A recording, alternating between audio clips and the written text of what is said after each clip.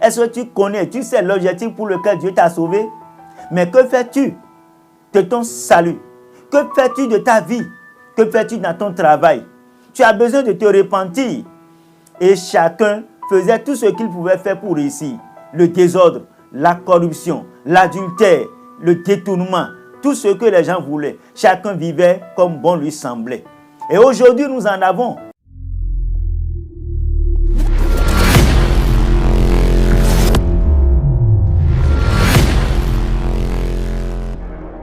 Bonjour bien-aimés et chers frères et sœurs dans le Seigneur.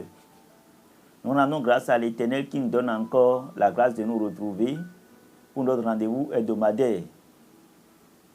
Vous avez avec vous votre humble serviteur, le pasteur Pierre Mélénou Kinkmoy, de l'église baptiste de Védouko, cité de l'Espérance, à Cotonou, au Bénin. Ce matin, nous allons parler d'un thème simple mais profond, de la repentance. De la repentance. Mais avant, prions le Seigneur. Père éternel, nous voulons te rendre grâce.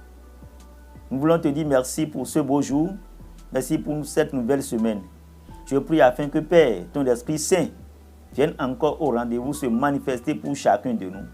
Chacun de tous tes enfants qui nous suivent actuellement, par tout le monde entier, au nom puissant de Jésus. Amen. Nous avons choisi comme texte de base pour l'exhortation de ce jour, Apocalypse chapitre 2, versets 2 à 5. Lisons. Je connais tes œuvres, ton travail et ta persévérance.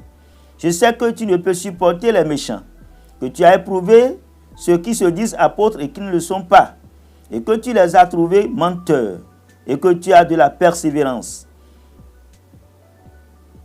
que tu as souffert à cause de mon nom, et que tu ne t'es point lassé. Mais ce que j'ai contre toi, c'est que tu as abandonné ton premier amour. Souviens-toi donc d'où tu es tombé et repens-toi et pratique tes premières œuvres. Sinon, je viendrai à toi et jeterai ton chandelier de sa place, à moins que tu ne te repenses. Que le Seigneur bénisse sa parole. Alors, ce texte que nous venons de lire est tiré du livre de l'Apocalypse. Et Apocalypse, c'est un livre dans lequel nous voyons la révélation de Dieu aux sept églises de l'Asie mineure. Dieu a fait une révélation à son serviteur Jean sur les 7 églises qui sont dans l'Asie mineure. L'Asie mineure qui est l'actuelle Turquie. Mais le texte qui fonde notre exhortation de ce matin s'intéresse beaucoup plus à l'église d'Éphèse, de la ville d'Éphèse, Éphèse qui était une ville très développée, une ville cosmopolite, dans laquelle les gens faisaient beaucoup d'activités commerciales. Il y avait les banques, il y avait des commerçants, et il y avait aussi beaucoup de religions. Et vous voyez, dans un tel contexte, les gens se livraient à toutes sortes d'activités, de façon qu'ils se livrent aussi à toutes sortes de dépravations et à toutes sortes de déviances. Bien-aimés et chers frères et sœurs, oui, c'est ce qui se passe généralement dans les grandes villes, où chacun peut vivre comme bon lui semble, surtout s'il a les moyens, surtout s'il est riche, mais aussi parfois même lorsqu'on est pauvre. Bien-aimés frères et sœurs dans le Seigneur, est-ce que tu n'es pas exposé à ces genres de situations aujourd'hui? Est-ce que nous ne sommes pas exposés dans nos villes, développées ou non? Est-ce que nous ne sommes pas exposés? Bien sûr, nous sommes tous exposés. C'est pour cela que je veux te dire de te répandre. Répands-toi, mon frère, ma soeur. Répands-toi. Répands-toi car les jours sont mauvais. Répands-toi car les temps sont mauvais. Répands-toi car le retour de Jésus-Christ est proche. Répands-toi car les âmes meurent sans Christ. Est-ce que tu connais, tu sais l'objectif pour lequel Dieu t'a sauvé? Mais que fais-tu de ton salut? Que fais-tu de ta vie? Que fais-tu dans ton travail? Tu as besoin de te repentir. Parce que nous avons parlé des banques, nous avons parlé aussi du commerce, nous avons parlé de la religion. Oui, les gens menaient beaucoup d'activités à Éphèse dans le temps. Et chacun faisait tout ce qu'il pouvait faire pour réussir. Le désordre, la corruption, l'adultère, le détournement, tout ce que les gens voulaient. Chacun vivait comme bon lui semblait. Et aujourd'hui, nous en avons. Nous en avons dans nos villes, nous en avons dans nos pays, où les gens se livrent à toutes sortes d'arnaques, à toutes sortes de déviances. Les gens se livrent aussi à toutes sortes d'adultères, au mensonge, à la cupidité, à la ruse. Mon frère, ma soeur, dans le Seigneur, je te dis ce matin que tu dois te repentir. Le Seigneur a besoin de ta repentance. Et voyez ce qui est dit à cette église. Le Seigneur a dit clairement, je connais tes œuvres, je connais ton travail, je connais ta persévérance. Oui, au début de ta foi, tu n'étais pas ainsi. Tu étais très engagé pour le Seigneur. Tu avais le désir de bien faire, tu faisais d'ailleurs bien. Mais qu'est-ce qui retient maintenant ton ardeur? Le Seigneur sait qui tu étais. Et ton environnement sait qui tu étais. Les païens savent qui tu étais. Les responsables de l'église savent qui tu étais. Peut-être même que tu étais au nombre de ces responsables. Mais où es-tu aujourd'hui, mon frère? Si je te pose une question par rapport à ta marche chrétienne, à ta foi, où es-tu précisément dans ta marche chrétienne? Tu vas peut-être dire, j'étais chrétien, j'étais catholique, j'étais baptiste, j'étais évangélique, j'étais protestant. Mais est-ce que c'est le j'étais qui doit vraiment être la réponse que tu devrais donner, qui devrait régir le corps de Dieu? Mon frère, ma soeur dans le Seigneur, où es-tu maintenant? Que fais-tu maintenant? Et que dois-tu faire qui doit glorifier le nom de ton Dieu? Le Seigneur a dit qu'il connaît tes œuvres, ton travail, ta persévérance. Mais où se trouve cette persévérance?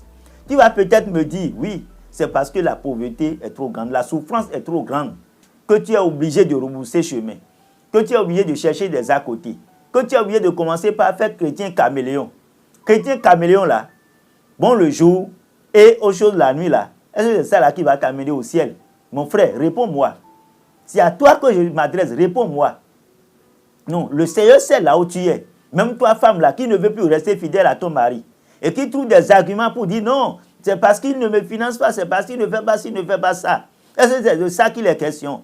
Toi-même, homme, qui ne veut plus rester fidèle à ton épouse, fidèle à ton foyer, et qui utilise de la ruse pour faire du désordre avec ton foyer, ta femme et tout ça. Mon frère, ma soeur, répands-toi, car le Seigneur te voit, car Dieu t'attend. Mais il y a une bonne nouvelle. Le Seigneur avertit toujours. Dieu a dit que si tu ne te repens pas, il viendra à toi, il va ôter ton chandelier de sa place. Ça veut dire que tu as une place. Tu as un chandelier qui occupe déjà une place. Et c'est important. Mais le Seigneur voudrait que tu maintiennes ta place, que tu occupes toujours cette position. Ne permets pas que ça soit ôté. Mais la bonne nouvelle est que si tu demeures fidèle jusqu'au bout, il y a une récompense qui t'attend. Il y a une récompense qui t'attend. Laisse-moi te lire Apocalypse chapitre 2, verset 7. Et tu vas voir ce qui est dit là. Que celui qui a des oreilles entende ce que l'Esprit dit aux églises. À celui qui vaincra, je donnerai à manger de l'arbre de vie qui est dans le paradis de Dieu. Qui est dans le paradis de Dieu. Ça veut dire que Dieu te connaît et voudrait que tu reviennes à ta position, voudrait que tu maintiennes ton chandelier à sa place, voudrait que tu bénéficies de cette grâce incommensurable. Où es-tu, mon frère, ma soeur, dans le Seigneur? Et que fais-tu maintenant? Est-ce que Dieu peut encore compter sur toi? Dieu t'invite à la repentance, quel que soit ce que tu traverses, quelle que soit ta raison. Ce qui est sûr, c'est quelque chose, une raison qui amène quelqu'un à avoir une position donnée. Mais quelle que soit ta position, rebouche chemin et viens vers le Seigneur. Rebouche chemin et reprends ton engagement avec le Seigneur.